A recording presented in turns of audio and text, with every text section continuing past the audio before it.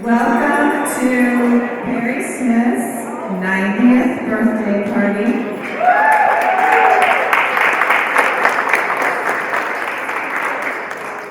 He's actually not 90 for another 4 days, but yeah, we can forgive him. We wanted to do this on a Thursday night. My name is Serena Burford, and I am Perry and Connor's daughter, and I'd like my brother McCoy to come up on the stage, if he would. And I would also like my children, Dias and Porter, to come up on the stage, and my husband, Rob Burford, and McCoy's wife, Althea, and McCoy's son, Jacob. Please. Because I've had lots and lots of you say, who are your children? So you guys get to see them. This is my husband, Rob. This is my brother, McCoy. Sorry, they're not the same height. Neither of them have any hair, but that's okay. This is my husband, Rob. This is my daughter, Porter, and my daughter, Dias. McCoy's wife, Althea, and their son, Jacob. I'm not going to talk very long. Just wanted to say happy birthday and a couple of notes. I think you found the food back over there, the bar back here, the desserts over there. I am pretty sure everyone here has a copy of the memoir. But if for some reason you have not gotten your copy of the memoir, there's some on the table as you exit. You know my dad is very famous for handouts, as well as informative emails. So he really wants to have you grab a handout on your way out as you walk by the book table. In addition, I see a lot of you have signed the guest book, but if you could be sure and sign the guest book as you head out, that would be amazing. And without further ado, I'm going to turn this over to Perry, because he's the one who really likes to talk. I also want to welcome you. Is the sound working okay? Yep. Okay, those folks in the back may want to sit down because we're going to have some entertainment that's going to blow you all away. And you probably won't want to stand for the whole deal. I think there are enough seats unless you want to stand, that's fine. Now what I'd like to do now, really quickly, is introduce one or two folks that are very special to me. The first one I want to introduce is a big tall fellow over in the back named Butch Harbaugh. Butch Harbaugh was the captain of the Army basketball team and played lacrosse at West Point. He played lacrosse with me, we went to the All-Star game with me, and of all my friends that are still around, he is my, I can't say oldest, but most long-term friend, and he came all the way down to the start.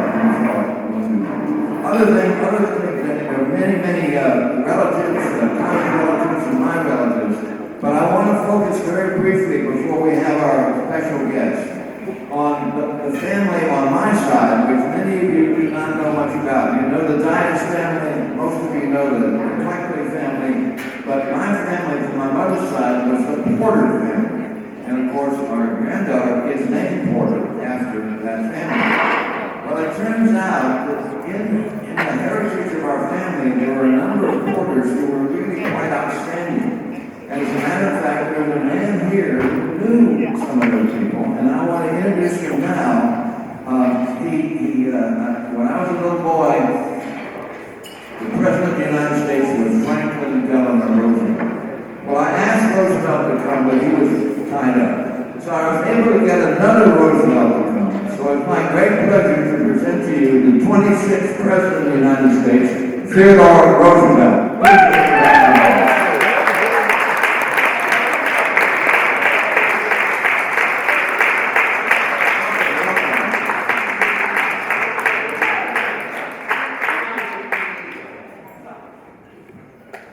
Good evening, one and all. I am Theodore Roosevelt, and I'm delighted to be in Augusta for Perry Smith's 90th birthday celebration.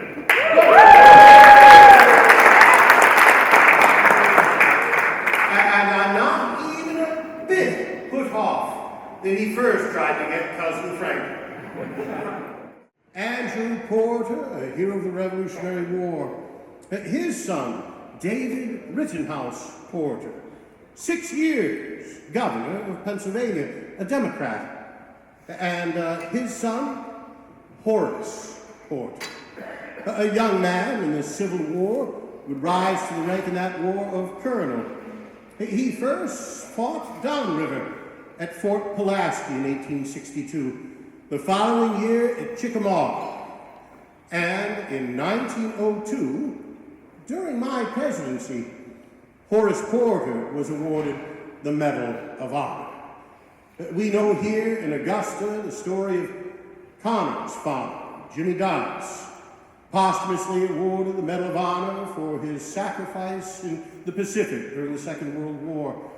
Perry himself going on to lead the National Medal of Honor Society, and all of our children and grandchildren being better for having known the sacrifices and service of those who won that distinction. And yes, I too was awarded the Medal of Honor posthumously, more than a century after my own action in the field in Cuba. Horace Porter would serve as the secretary in the field, the private secretary for General Ulysses S. Grant, and then secretary to President Grant. Horace Porter played a lead role in the Grant Memorial in New York City. I would have the pleasure of having the service of Horace Porter as our ambassador to France, first appointed to the post in 1897 by my predecessor, William McKinley.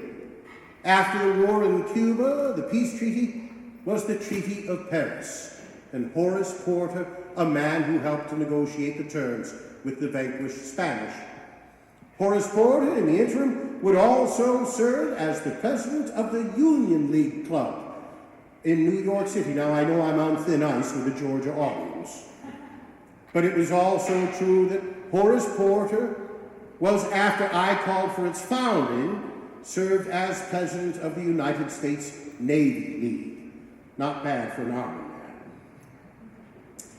The name Porter then continued on in the service of the country, and it might be noted as well.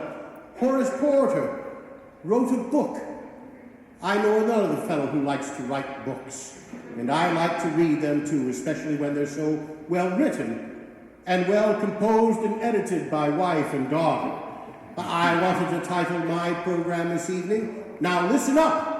But apparently that was the title of his talks when he was a major general, and now the title of his wonderful book, full of wonderful stories.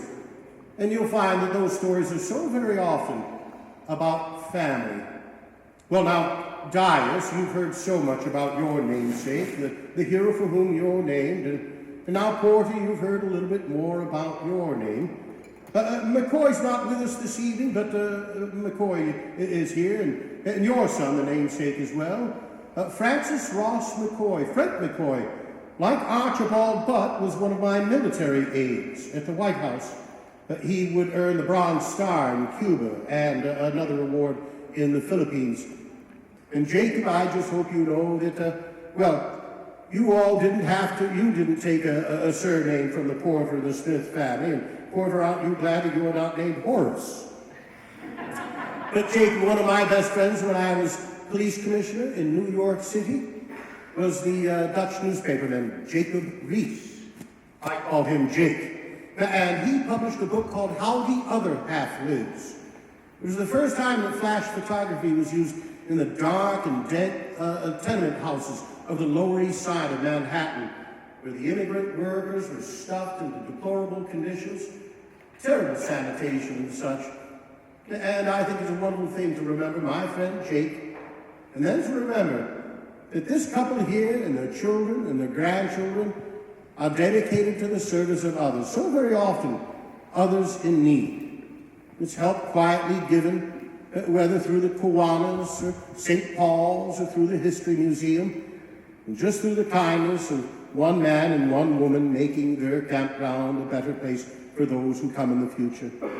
Why, even Perry Smith Parkway, eventually there might be something built out that way, and that will come in handy too.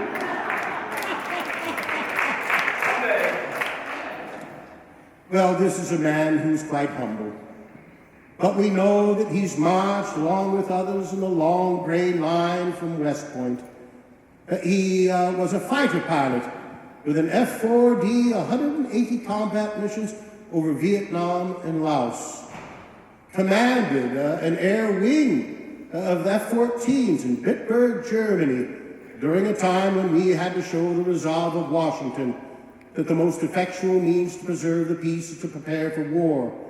And Perry Smith was prepared to do whatever called upon to do for this country and for our allies in Europe. Of course, he would become the planner for the Air Force at the Pentagon. Well, he is by nature and genetics a planner. Indeed, he's planned a fine party tonight.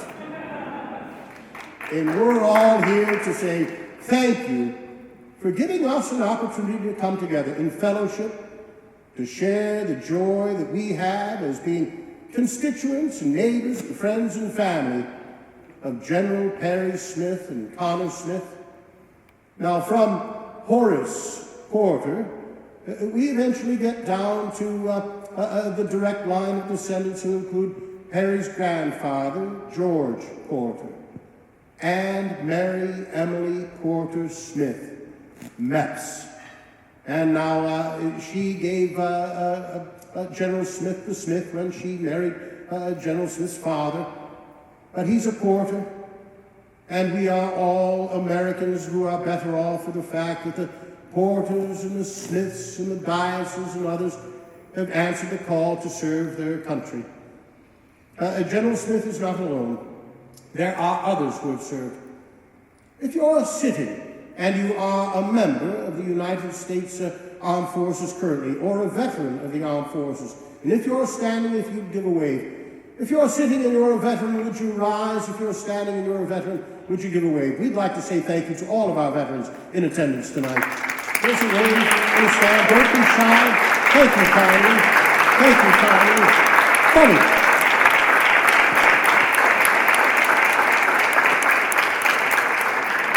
The veterans have been in the arena, taking the oath to defend and support the Constitution of the United States.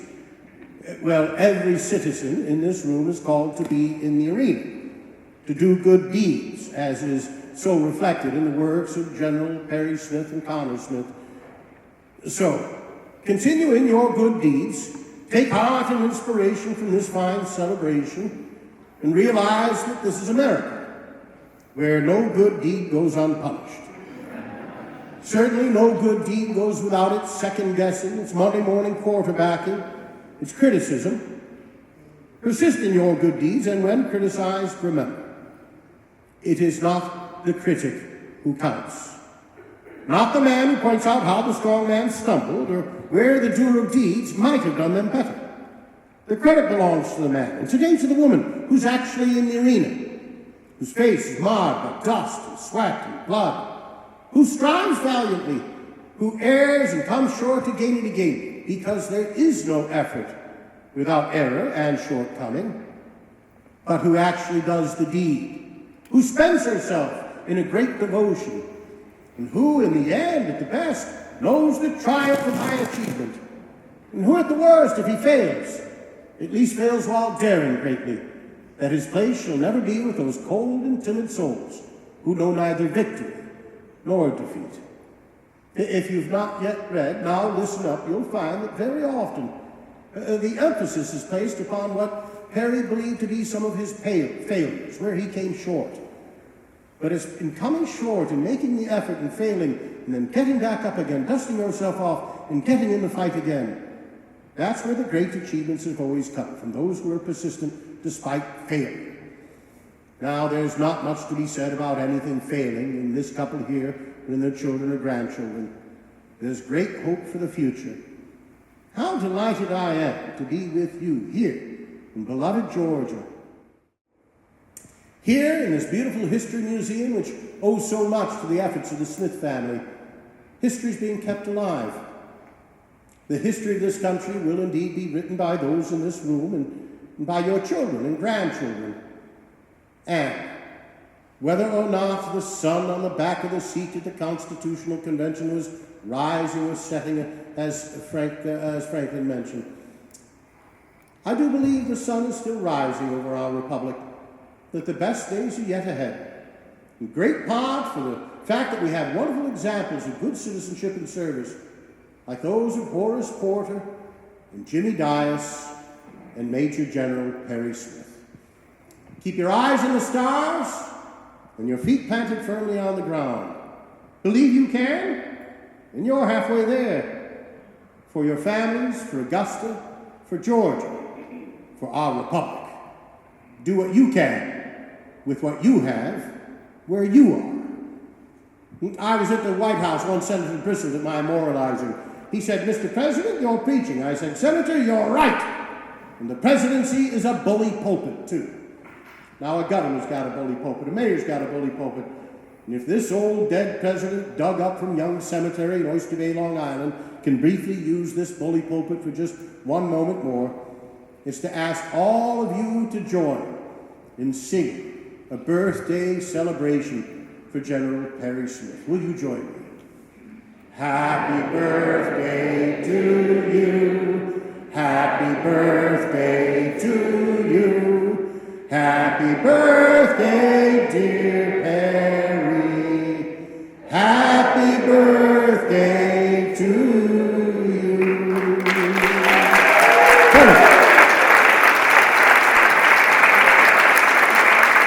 Well, isn't it? It wasn't quite Marilyn Monroe, but it'll have to do. Now, as you go back to your drinks and to your food, I would just like to mention one thing, and that the person that put this all together is my daughter, Serena, and I want to give her a round of applause.